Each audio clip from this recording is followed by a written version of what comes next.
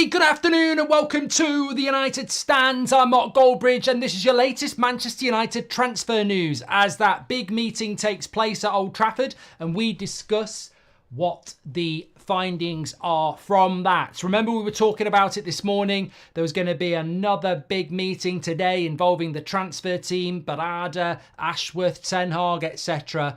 Well, some very interesting reports coming out from that.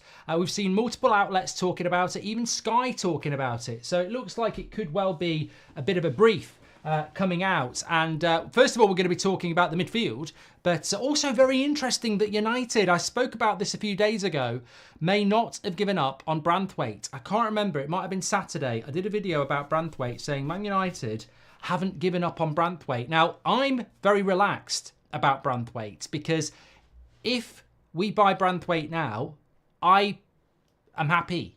I quite like the player anyway, but I'm really happy now because we've already got De Ligt and Yoro. So if we bring Branthwaite in now, it's like, well, you know, it's not like Branthwaite or De Ligt, is it? So I'm just interested. Would you be happy signing Branthwaite now? Simple as that. Would you be happy signing Branthwaite now?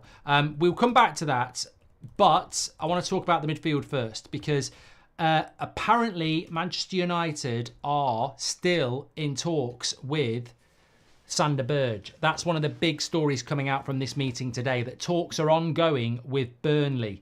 Podcast should be out, mate. Dino, Goldbridge Saves Football. I'll let you know on the 8 o'clock show, but it's definitely been recorded. But yes, so Sander Berge talks continue. He might feature for Burnley tonight, but essentially what's come out of that meeting today is that Man United are still in talks with Sander Berge. Ugarte remains number one target, but the big factor, and we've had a lot of hints over the weekend, is that Casemiro is highly likely to stay. Now, Casemiro likely to stay has been filtering around for 48 hours and has come out again this afternoon post that transfer meeting. So United are very clearly allowing that leak, and they're quite good on what gets leaked out. They're quite happy that it gets leaked out that Casemiro is highly likely to stay at Manchester United. Now, it's interesting because Fabrizio said a couple of weeks ago that Saudi Arabia could still come in towards the end of the window. They've done it before and they'll do it again, and maybe they'll come in for Casemiro. It's interesting as well. I was speaking to somebody over the weekend who said, well, it doesn't do Casemiro any harm. Ten Hag speaking about him well, Man United's fans speaking about him well. You know, if Saudi Arabia were ever going to come back in for Casemiro, it will be over the next 2 weeks because he's actually getting quite a lot of praise. He did some good things in the Community Shield final against Man City. So it's not like Saudi Arabia are getting a dud if that's what they thought. They're actually getting a player that at the moment is getting quite good credit. Maybe they will come back in. But the word on the streets coming out of Manchester United today is, as we suspected over the weekend, that Casemiro will stay. And that will massively impact Manchester United's ability to get Ugarte. But it also massively impacts Man United's decision-making about Ugarte. Because if you buy Ugarte, he most likely comes in at that price as your starting number 6. There's no point buying Ugarte and sticking him on the bench. But if you bring Ugarte in and Casemiro is staying, what do? You're going to put 350k a week on the bench. So you see what I mean? These Sander Berge talks, again, is it United testing the water with the fan base again to say, hey, how do you fancy Sander Berge? Because Casemiro's staying and we bring Sander Berge in as a sort of backup to Casemiro. I would say, and look, I've got to be fair here. A lot of Sheffield United fans have been in the comments over the last few days not being that complimentary about Sander Berge. Now, he plays for Burnley at the moment. Burnley fans like him, but we've had a lot of Sheffield United fans saying, don't really understand the obsession with him. He's better going forward than he's going backwards, and he's not particularly mobile. Now, not my words, the words of Sheffield United fans. So I think that what we're getting is, and look, things can change very quickly as we know, but what we're getting this afternoon, and Sky have reported it as well as on this, Sander Berge, Man United talks ongoing. Casemiro very likely to stay. Can you get Ugarte and keep Casemiro? Because Ugarte is coming in for big money to start. And Casemiro, you can't imagine him sitting on the bench. Or are we going to abandon Ugarte because Casemiro won't go and go for someone like Sander Berge, who effectively will cost us a lot less and be a bench option. And I suppose there is a poll in that which we should run as well in a moment. But there is an alternative. If Scott McTominay goes, does that McTominay money allow Man United to still buy Ugarte and sort of say to Casemiro what we've done to Lindelof and go, there's the door. It's up to you if you walk out of it.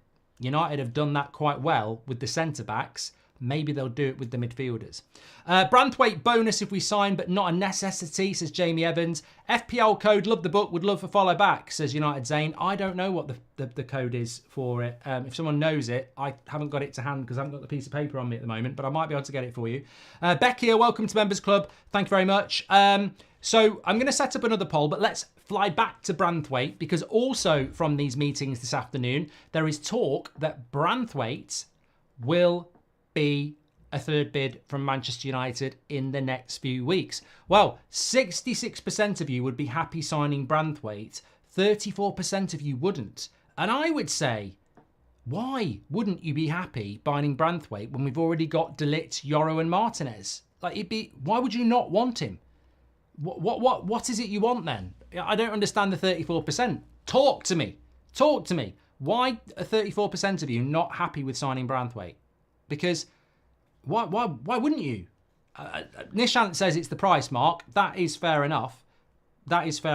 I don't have a problem with that. But I'm just doing this. Berge and Casemiro. Ugarte. Brilliant poll going on in the chat now. Either or, Berge and Casemiro or Ugarte. Get going on that one. Is it because of the season that I worry about injuries? I think Martinez and De Ligt are box office, but I worry again about injuries, says Tun. Well, I don't blame you about that. I don't blame you about that one, pal. I think injuries are a major concern for Manchester United. They're certainly a concern for me. I'm not gonna lie about that, but I think that, they're always going to be a concern based on last year. It's a bit of a nightmare, isn't it? But Baz says 34% don't get it, Mark. Jet Light says, I said no because what Everton are asking too much. Paying that for Branthwaite to sit on the bench as Peter Booth. I'm starting to get it. That's why you asked the question. Really, it's about the price, isn't it? But I tell you what, if it's true, and I've got to say it's come out again this afternoon, and I spoke about it on Saturday, there is this ongoing theory, rumour, that United will go back in and put a £50 million offer for Branthwaite on the table plus add-ons. We've already offered 45 plus 5. If we're going to go final bid, do it in the last week. Definitely do it in the last week of the window. And if they take it at 50 million, oh my God. I can't even speak. I can't speak about how excited I would be about Martinez, Branthwaite, Yoro, De Ligt as our 4 centre-backs. We would have, on paper, what Liverpool and Man City have had for years, which is at least 4 centre-backs who can all play the style of football you want to play. That, to me, would be an amazing turnaround. A bit like what Klopp did last summer, where he just revolutionised his midfield in one transfer window. I can't see how we're going to do it. I'll put my hands up. How do you buy Yoro, De Ligt and Branthwaite? I don't know. But I suppose at the end of the day, if you did do that, if you did bring Branthwaite in and that's your 4 centre-backs, what the hell are Maguire and Lindelof going to do? Are they really going to wait at United and be 5th and 6th choice? I can't see it. But look, that is the rumour. That's coming out today. And it came out on Saturday as well. And look, people say things come in threes. So maybe that third bid is going to happen in that final week. We also don't know what Everton's situation is. There's points deduction again. There's talk of ownership issues. They might not get this opportunity again to cash in on £50 million. And the thing about, with all due respect, bottom half table clubs, which they are over the last few years, is that if you're going to take £50 million for anyone, you're going to take it for a centre-back or a full-back. Because midfielders, games are won and lost. Strikers, games are won and lost. Centre-backs, they are important, but, they've brought Jake O'Brien in. It's a lot of money for Everton, isn't it? It's a lot of money. And I think it's worth trying. But hey, here we go. Everton might just go, No, we're still not doing a deal. That might still be the case, but keep your eye on Branthwaite in the final week of the window, I would say, because I would not be surprised if we did it. And as I said, wow, if we had Branthwaite, Martinez, De Ligt and Yoro, that's a collection of centre-backs you can build an empire on, I would say. When is his contract running out? January, says Dino. Whose contract? If Branthwaite comes, Maguire and Lindelof should go then. Oh, they'd have to go. They'd have to go, Desiree. Why would you stay? Berge is not better than McTominay, says Desiree. Well, I think they're different types of players, aren't they? I don't think people want Branthwaite. Should be spent in the midfield for me is the weakest point at the moment, says Dan. We'll come back to the midfield now. And I wouldn't think about Branthwaite without a midfielder, says Mario Franco. So a lot of people are prioritising, which is fair enough. Is it because of last season? I've done that one from Chun as well. And Jamie Evans, Branthwaite, bonus if we sign, but not a necessity. Thanks for the super chats this afternoon. Nice to do a bonus video. I hope a lot of you've been checking out the De Ligt video I did. Really wanted to do that. Just been waiting to drop it. It's just a little 7-minute video, and really it should be rubber stamped to Prats like Graham Souness. Rio was a bit negative as well. Graham Souness has... I've got to get this right, actually, just before we talk about the midfield. You know, I've got a podcast called Goldbridge Saves Football, and it's out again today. We do it on a Monday and a Friday. And, you know, one of the big things I like about that podcast is because we talk about general football. And one of the big things I'll do is call out nonsense. Now, we had this with Martinez. When he signed, Souness, Carragher spoke about his height. And I said, they've never seen him play. They're talking out their arse. They've never seen him play. Well, Souness is at it again. Unimpressed with Manchester United on the verge of signing De Ligt. He said, De Ligt is lightweight in a damning assessment. I'm doubtful about De Ligt. He didn't get into the national team during the Euros. He was a squad member. He's been at 2 enormous football clubs. They normally don't like to sell. That in itself tells a story. He was a star when he was a boy. Has he progressed since then? I'm not sure. Johnny Evans played 23 times for Man United. They desperately need a centre-half. I look at De Ligt. He's a lightweight centre-half. What you want from a centre-half, first and foremost, is to defend. It would appear that some coaches and managers think it's all about playing out from the back. I have never watched De Ligt play in my life, and my name is Graham Souness. He is talking... You know what? And the terrible thing is, Talk Sport will have paid him... What did they pay me? They'll have paid him thousands to go on there this morning. Thousands to go on this morning to talk that. I'd want my money back. If I was the producer at Talk Sport, I'd say, Graham, we want your money. We want our money back because you don't watch football, mate. You can describe De Ligt negatively, and I might go, I disagree, but you know, injuries, didn't get picked for the Dutch national team, did get dropped by Eric Dyer. I can't argue with that. But lightweight, oh my God, lightweight, the guy's a tank. He's an absolute unit. Have you seen his legs? They're like tree trunks. He is an absolute physical unit, and he's 6'2". Lightweight. Oh my God. Lightweight's like calling Erling Haaland slow. Lightweight's like calling Harry Maguire crap in the air. You know, lightweight's like calling Rodri a bad passer. Lightweight's like calling me a bad author. You know, it's absolute nonsense. It's nonsense. And I'll call it out because, one, I'm not scared of any... I've had a conversation with any of that lot, any of them. And two, I personally am tired of being spoken to by the mainstream from people who don't watch football. I won't tell you about Fofana because I haven't watched a lot of him. But what I won't do is lie and go, well, you know that Fofana that Man United might be buying? Yeah, I think he's too small. He's very left-footed. And, yeah, I don't think Man United should be buying another Dutch player. I mean, that's the problem when you lie and you haven't watched the player. You'll make errors. They don't... These people, these ex-players, they're loaded. Property portfolios coming out their arse. Evening dinners, functions... They ain't got time to be watching European football. And they clearly don't watch European football. And I don't watch all of it. And I'll put my hands up and I'll tell you when I don't know anything about a player. As we do all the time. But on De Ligt, You can't say he's lightweight. And you also can't say he failed at Juventus. I'm tired of that. Will said it on the podcast today. He didn't fail at Juventus. He wanted to leave and Bayern Munich paid 70 million. You don't fail by getting sold to Bayern Munich for 70 million. It's not, just do your bloody homework. That's all we're saying. Do your homework. Parker says, Souness has got no best-selling books. You know what? I don't mind bitterness. Some people are just very bitter. They're jealous. They're bitter. They say things and it's very, very obvious.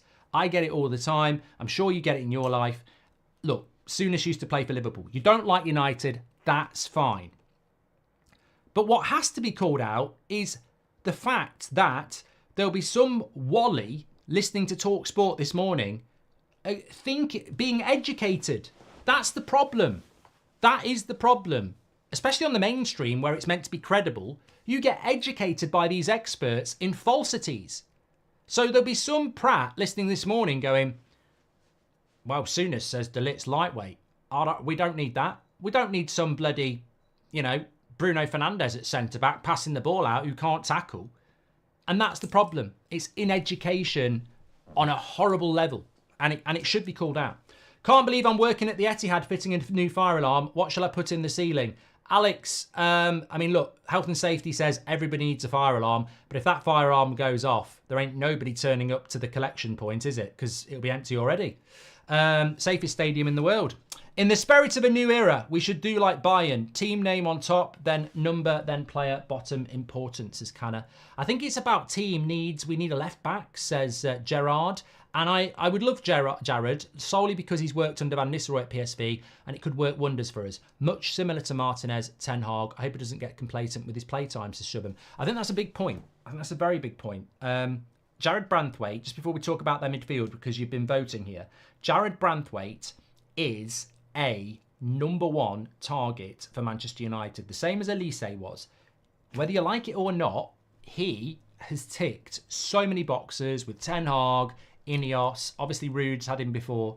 He is a major target. Like, we've spoken about this months ago. We can speak about it again today. It's probably why he's been spoken about today in that United transfer meeting, because he is still not number one, he's still a priority target coming into the summer.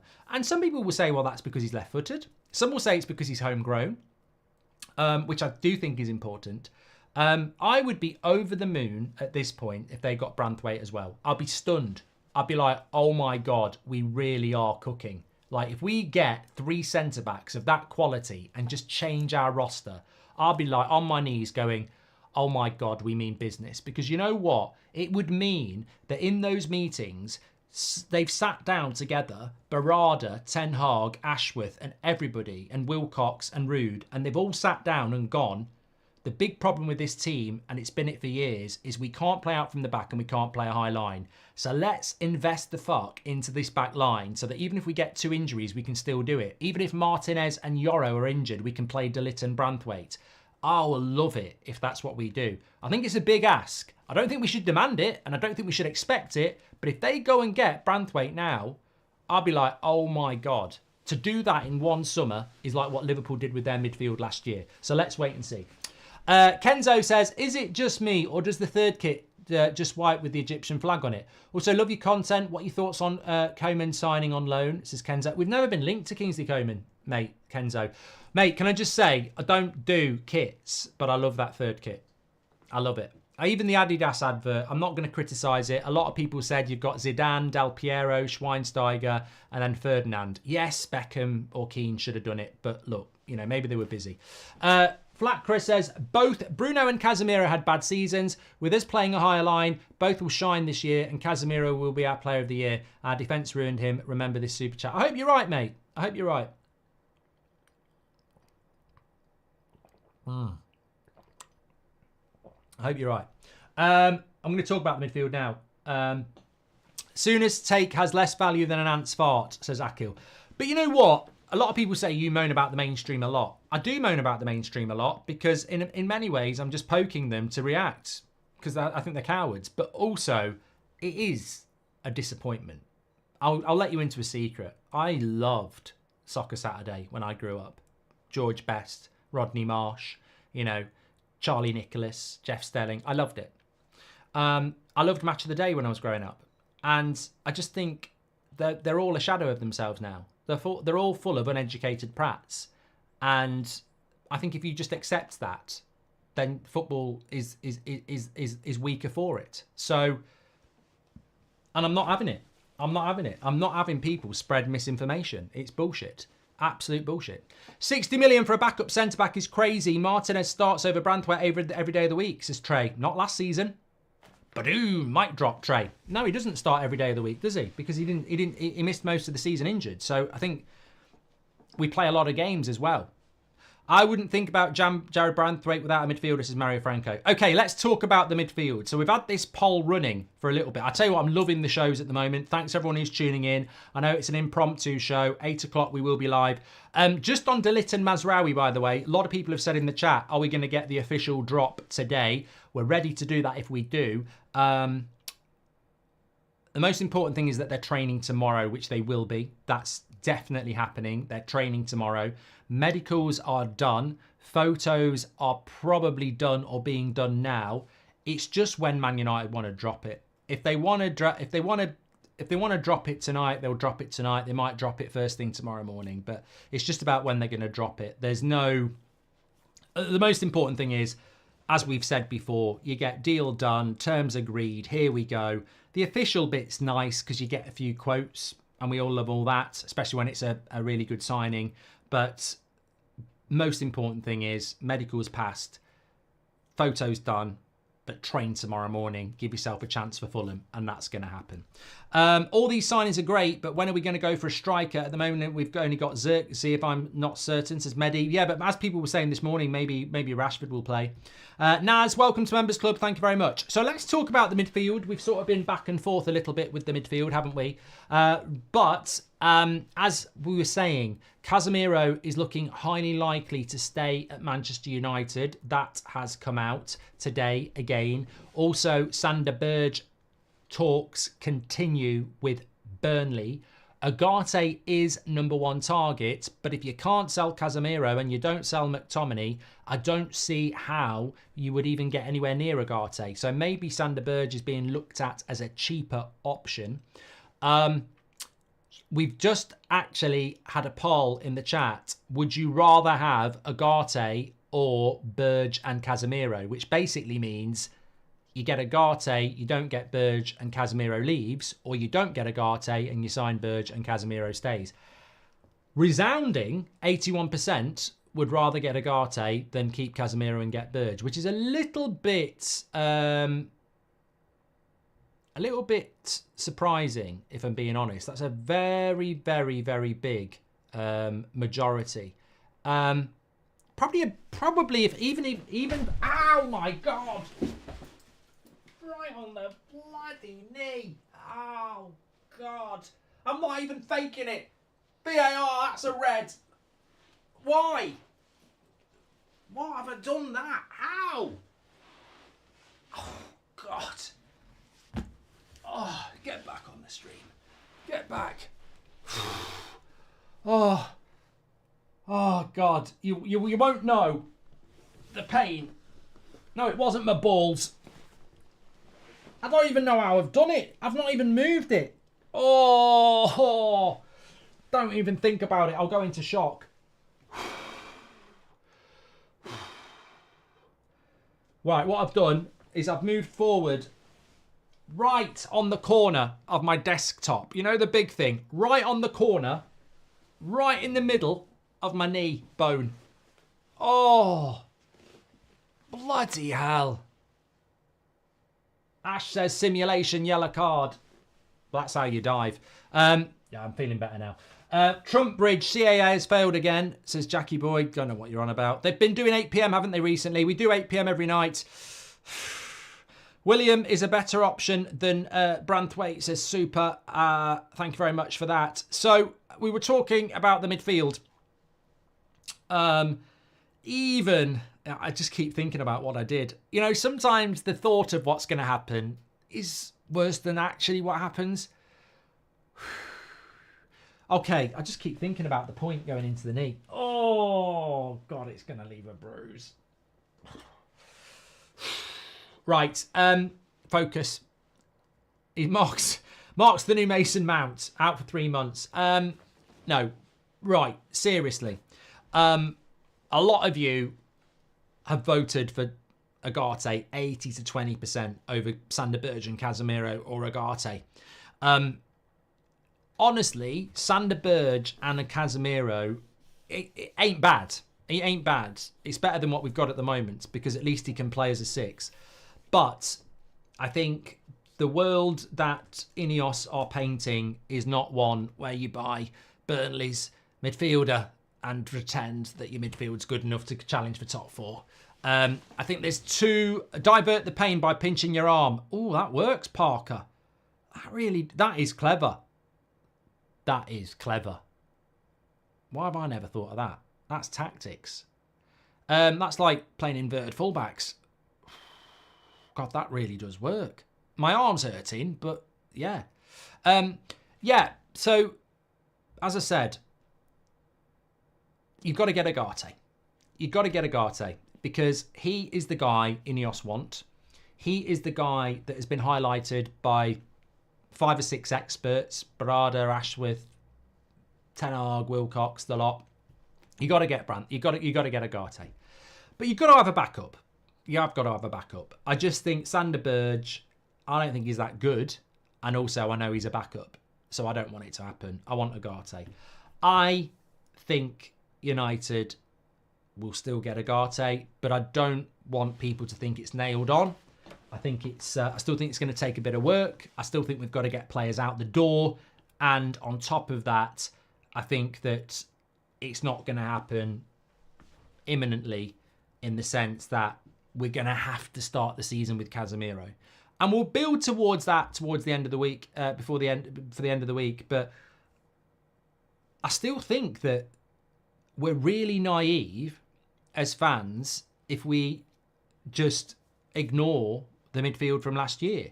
People talk quite rightly about Casemiro had quite a few games at centre-back.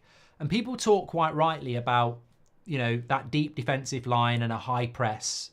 I mean, look, you either know football or you don't. You can learn it. It's not impossible. But last season, especially from Christmas, we never stopped the high press with the front 4. We kept doing it. We didn't do it very well, but we kept doing it. But we also had a low block. Easy to play through. Masses of space in the midfield, especially at Old Trafford where you're trying to attack and then your defence is on the halfway line. So, of course, the midfield got overrun. But let's go back to the start of the season. We were still getting overrun. So, the midfield, you can't just say the deep defensive line was why Casemiro was so bad last year. Why was he mistiming his tackles and getting so many yellow cards? Why was he misplacing the ball so much? Why wasn't he picking up his runners? Why was he making some of the mistakes he did at the end of the season? There is still a big question mark over Casemiro that cannot be and will not be solved by a relatively decent performance in the Community Shield. He is still a concern. And what I don't want to see happening is, I want you lot to be right who think Casemiro can get back. And you could be right. I and many others wrote Matic off, and he somehow had this amazing bounce back when it didn't look possible. So, of course, if Matic can do it, Casemiro can do it. But what I don't want to happen is we get into September and then all the people who are saying that Casemiro was good enough are going, oh, he's rubbish. Oh, we made a mistake. And it will be too late then. I think the warning signs with Casemiro are there. I think they're threefold. He's 32. His legs definitely have gone a bit. He's on 350k a week and he's erratic. He can play a worldy pass. He can pass it to the opposition. He can make a worldy tackle. He can get a yellow card. There are vulnerabilities to his game, and I just don't know whether, one, he can provide the consistency we need, and two, even if he did, is it 350k a week worth?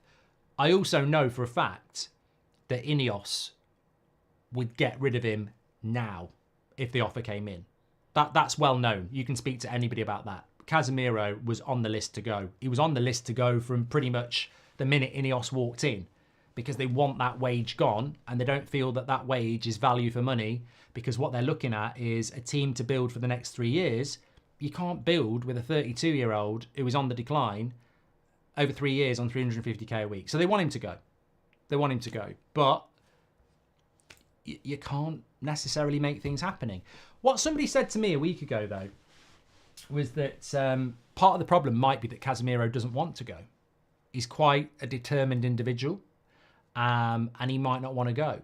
And effectively, Man United might need to show the door, in the sense of what they've done with Lindelof and potentially Maguire, is by buying centre-backs, you sort of like say you're not in the team. Whereas at the moment, Casemiro is going to start, isn't he? So maybe you find a way to buy Ugarte and you show him the door before January.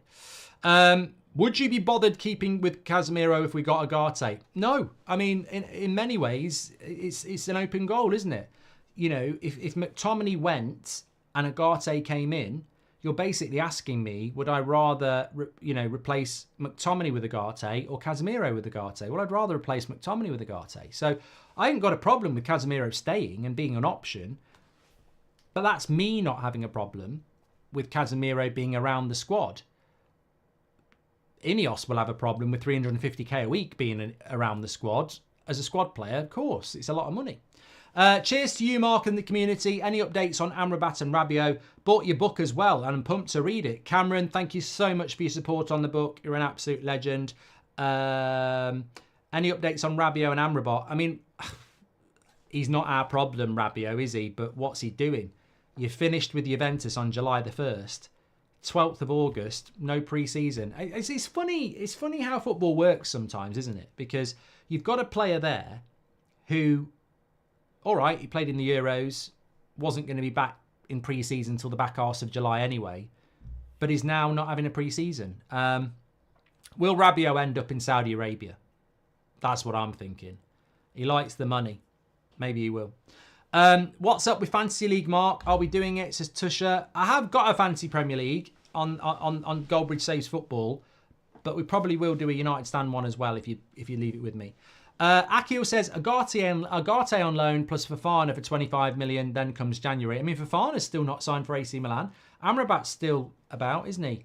Morning from Dallas, Mark. Congratulations on the book. Can't wait to get mine, says Sir Dave. Thanks, Dave. You're an absolute legend. Really appreciate that. And good morning. Nitesh, thanks for your super chat. Could you send a shout out to my kids on their first day of school? Avery, Kaylee and Liam. Thanks again, Mark, says Oscar. Big shout out to them. Are they all the same age then? It must be.